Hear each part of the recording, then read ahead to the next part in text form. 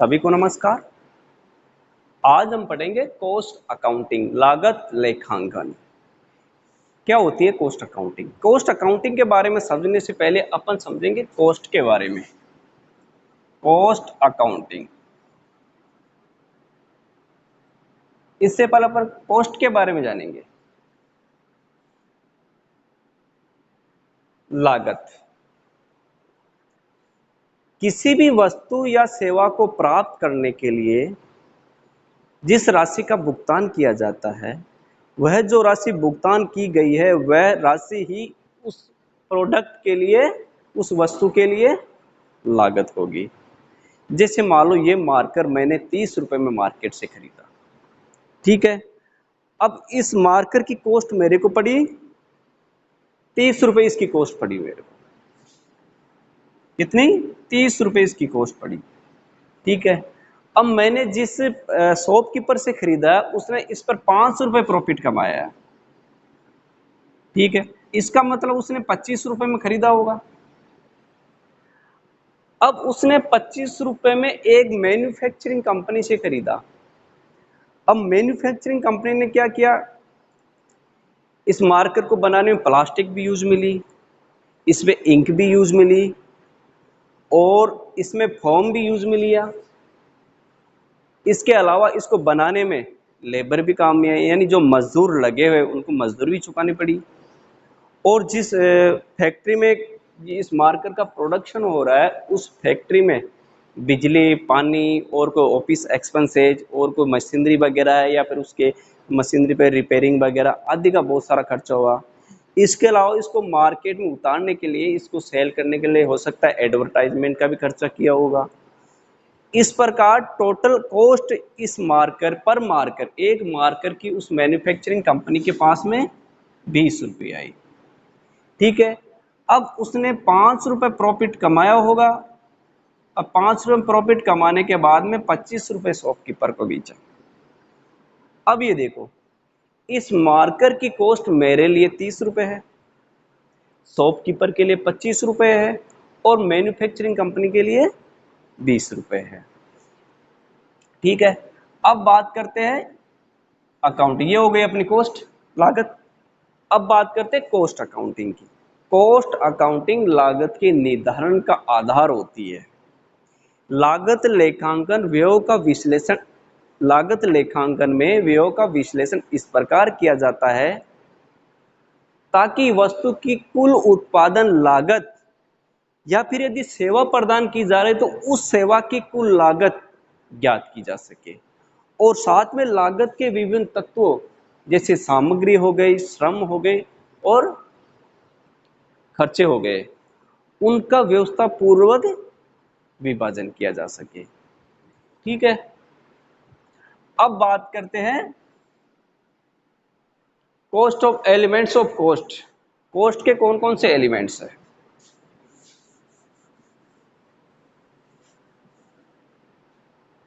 Elements of cost,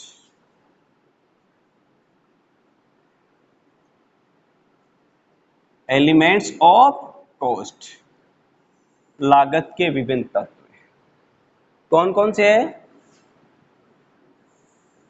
किसी भी वस्तु को बनाने में क्या यूज में आता है? सबसे पहले मटेरियल,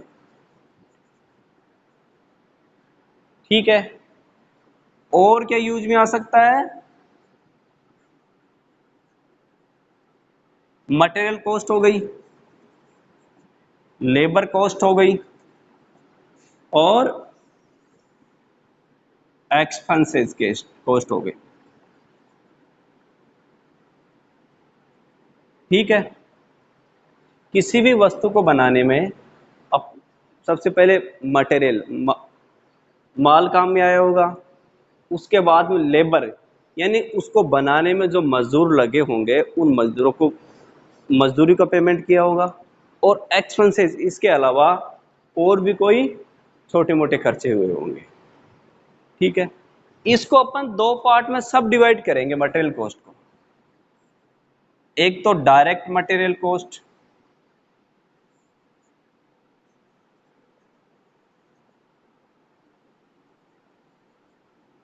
डायरेक्ट मटेरियल कॉस्ट एक करेंगे इनडायरेक्ट मटेरियल कॉस्ट,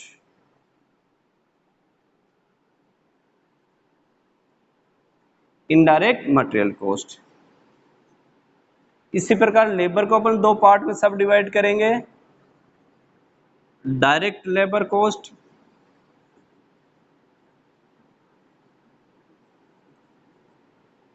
और एक इनडायरेक्ट लेबर कॉस्ट।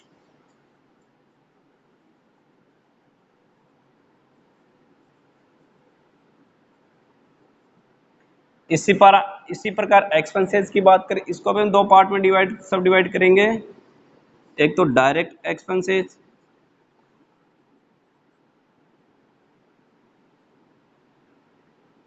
ठीक है, और एक इनडायरेक्ट एक्सपेंसेस।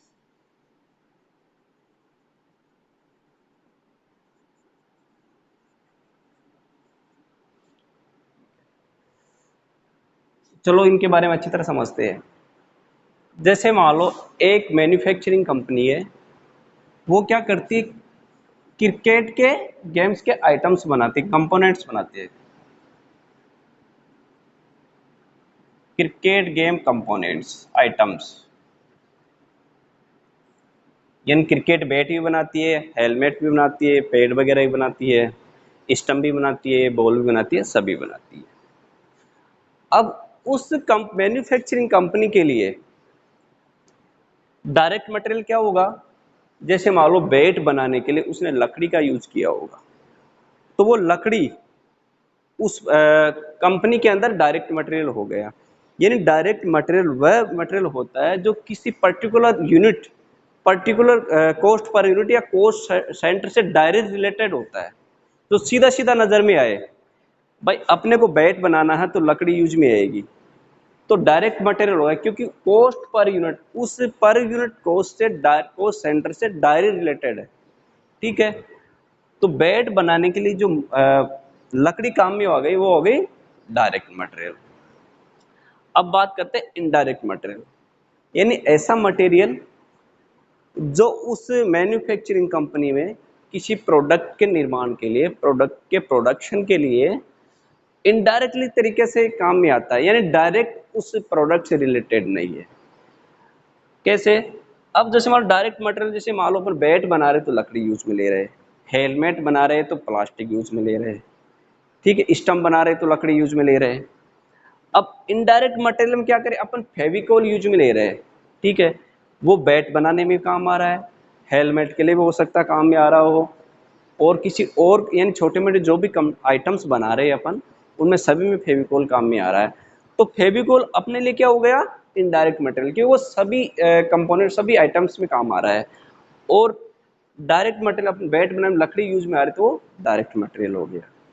ठीक है, अब बात करते हैं डायरेक्ट लेबर और इनडायरेक्ट लेबर। पहले बात करते हैं डायरेक्ट लेबर।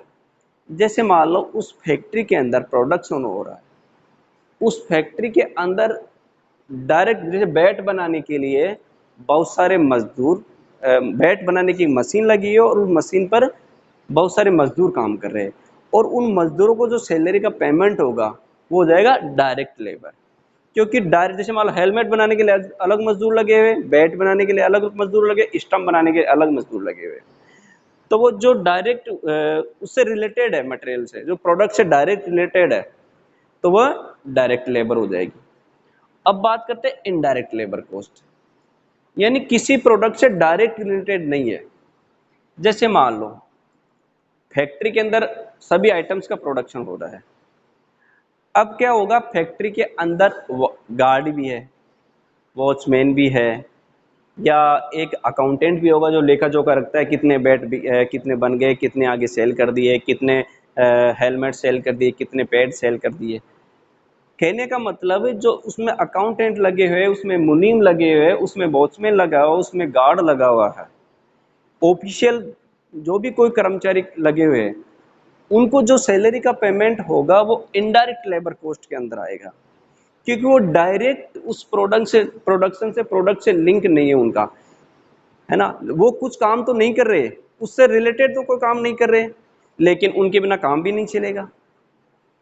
क्योंकि जब फैक्ट्री के अंदर मुनीम नहीं होगा, अकाउंटेंट नहीं होगा, तो उनका लेखा जोखा कौन करेगा? इसलिए जो किसी भी एक पर्टिकुलर यूनिट से, पर्टिकुलर प्रोडक्ट से उनको रिलेटेड नहीं किया जा सकता, तो उन मजदूरों को जो भी सैलरी दी जाएगी वो हो जाएगी इनडायरेक्ट लेबर कॉस्ट में। अब बात करते हैं डायरेक्ट एक्सपेंसेस। डायरेक्ट एक्सपेंसेस किसी डायरेक्ट प्रोडक्ट से रिलेटेड हो, वो हो जाएंगे डायरेक्ट एक्सपेंसेस। जैसे मान लो बैट बनाने के लिए स्टिकर भी काम में आ रहा है, ठीक है, और भी कोई छोटे छोटे जो छोटे मोटे जो बैट बनाने के लिए जो मशीनरी लगी हुई है, उस मशीनरी पे कोई काम हो रहा हो, खर्चे वगैरह हो रहे होंगे, ठीक है, तो वो हो गए डायरेक्ट एक्सपेंसेस। अब बात करते हैं इनडायरेक्ट एक्सपेंसेस। इनडायरेक्ट एक्सपेंसेस वो एक्सपेंसेस हो गए जो डायरेक्ट रिलेटेड नहीं है। जैसे मान लो पूरी फैक्ट्री का अपने को बिजली का बिल चुकाना है, वो किसी प्रोडक्ट से संबंधित नहीं है, पेमेंट करना होगा, खर्चा है अपना, वो हो गया अपना इनडायरेक्ट एक्सपेंसेस। जैसे अपने पानी का पेमेंट, पानी के बिल का पेमेंट करना है, अपन अपने को जैसे मान लो को मशीनरी में, कोई सी भी मशीनरी में खराबी हो गई, ऑफिस का कुछ छोटा मोटा खर्चा हो गया, ठीक है, तो जो भी खर्चा होगा वो हो गया इनडायरेक्ट एक्सपेंसेस, ठीक है। इस प्रकार direct material cost, direct labour cost और डायरेक्ट एक्सपेंसेस, ये तीनों मिलकर बनते हैं डायरेक्ट कॉस्ट। डायरेक्ट कॉस्ट और अथवा prime cost.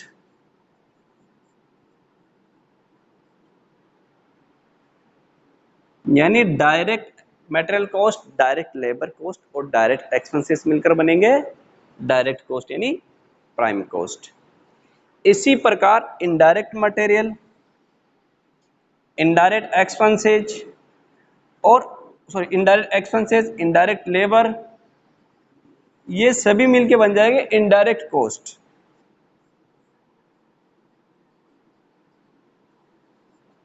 Indirect cost, overhead,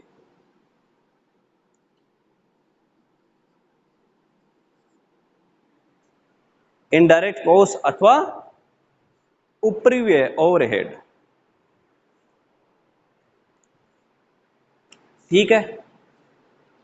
अब एक बार अपन ओवरहेड का इनडायरेक्ट कॉस्ट ओवरहेड का क्वालिफिकेशन करते हैं।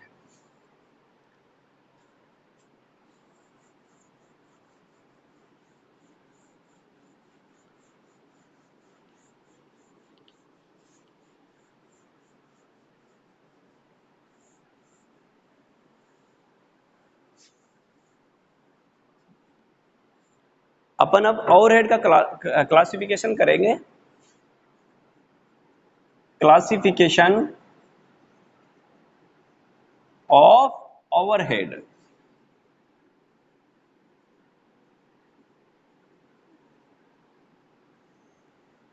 कौन कौन से हो गए? एक हो जाएगा फैक्ट्री और वर्क्स ओवरहेड, फैक्ट्री और वर्क्स ओवरहेड। दूसरा हो जाएगा office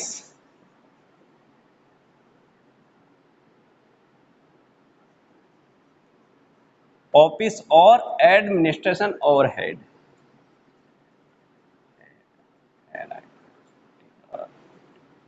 administration overhead, office overhead. तीसरा हो जाएगा सेलिंग ओवरहेड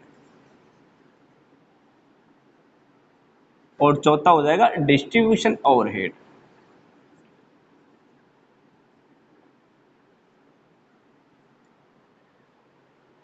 कारखाना उपरिव्यय, कार्यालय या प्रशासनिक उपरिव्यय, विक्रय उपरिव्यय और वितरण उपरिव्यय। क्लासिफिकेशन ऑफ ओवरहेड, ओवरहेड को अपन 4 पार्ट में क्लासिफाइड करेंगे। अब बस अब देखो इसी में हो जाएंगे, जैसे डायरेक्ट मटेरियल भी हो सकता है, डायरेक्ट लेबर भी हो जाएगा और सॉरी इनडायरेक्ट मटेरियल भी हो जाएगा। सब क्लासिफाइड करेंगे इसको, तो इनडायरेक्ट मटेरियल हो जाएगा, इनडायरेक्ट लेबर हो जाएगी और इनडायरेक्ट एक्सपेंसेस हो जाएगा। इसी प्रकार ओवरहेड में भी ऐसे हो जाएंगे, ऑफिस ओवरहेड में इनडायरेक्ट मटेरियल, इनडायरेक्ट लेबर और इनडायरेक्ट एक्सपेंसेस। इसी प्रकार सेलिंग ओवरहेड में indirect material, indirect expenses, indirect labour और इनडायरेक्ट एक्सपेंसेस। डिस्ट्रीब्यूशन में भी हो जाएंगे ऐसे। ठीक है, इस प्रकार क्लासिफिकेशन ऑफ ओवरहेड, ओवरहेड का क्लासिफिकेशन। नेक्स्ट टॉपिक में अपन पढ़ेंगे कॉस्ट शीट के बारे में। Thank you.